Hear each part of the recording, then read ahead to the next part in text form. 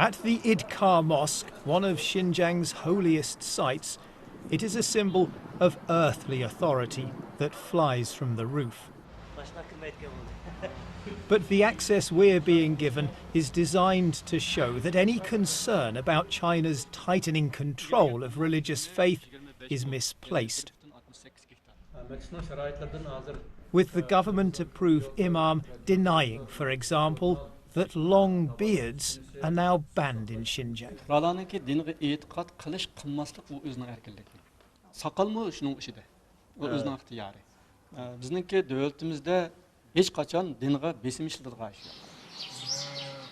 When we break away from our official tour, however, along with the locked and deserted homes, we find clear evidence of the suppression of Islamic customs and beliefs.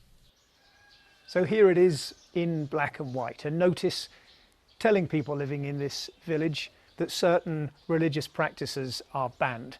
At this point here at number 10 says that the wearing of long beards for young men is not to be allowed. Close by, we find one of Xinjiang's many re-education camps into which hundreds of thousands of Uyghurs, Kazakhs and other Muslim minorities have disappeared. And there's this. Right across the region, mosques are being destroyed. Over the past 2 years in cities, towns and villages, dozens of religious sites once clearly visible on satellite images have been turned into patches of bare earth. China's case is laid out in gruesome detail in this exhibition, designed to prove that its policies in Xinjiang are a rational response to years of separatist violence. But access becomes far harder when we try to independently film the effects of those policies in the city of Keria.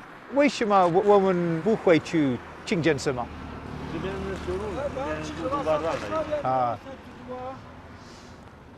So I asked if we can get to the mosque. He says that the road is closed. We think it's only just been closed moments before our arrival. We've seen a number of other people on motorbikes, scooters, some cars as well, stopping and asking why they can't get through.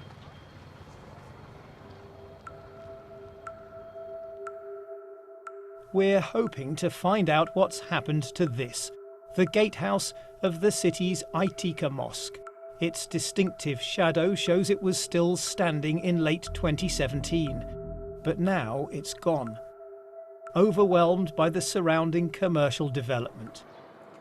We managed to get close enough to film some of the building work.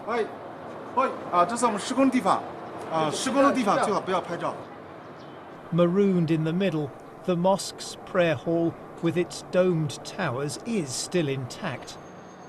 But there's construction machinery on the spot where the gatehouse once stood. Nearby, traditional Uyghur neighbourhoods are being demolished too.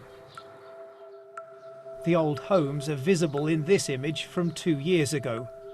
Whole swathes have disappeared just a few months later. This patch of land encapsulates perfectly the two driving forces of modern China: political stability and economic development. There's no doubting that these neighbourhoods were poor, but by demolishing them, by repressing the faith of those who lived in them, and by forcing hundreds of thousands of them into re-education, the concern is that a whole history and culture are being wiped out. In 2015, we filmed the crowds, young and old, turning up to pray at the M.Kousar Mosque. Beards were easy to spot. 4 years on, the faces are clean shaven. And this is the scene just before prayer time. Inside, a few elderly men gather in silence. Isn't the truth that what we've just seen is proof that China has suffocated Islam in this region? ilgari haqiqatan ko'pdi. Nima uchun ko'pdi desa, u vaqtida hamda ish o'rinlarini ta'minlaydigan ish yo'q. Lekin xalqlarning turmushi namorat. O'ttir yoshliklar ish emgak bilan va tijorat bilan, hunar kasb bilan shug'ullanyapti. Shunda bo'lgandan keyin kunduzi ular tijorat qiladi yoki hunar kasb yoki xizmat qilganlik uchun bu yerga namoz o'qiydigan vaqti yo'q.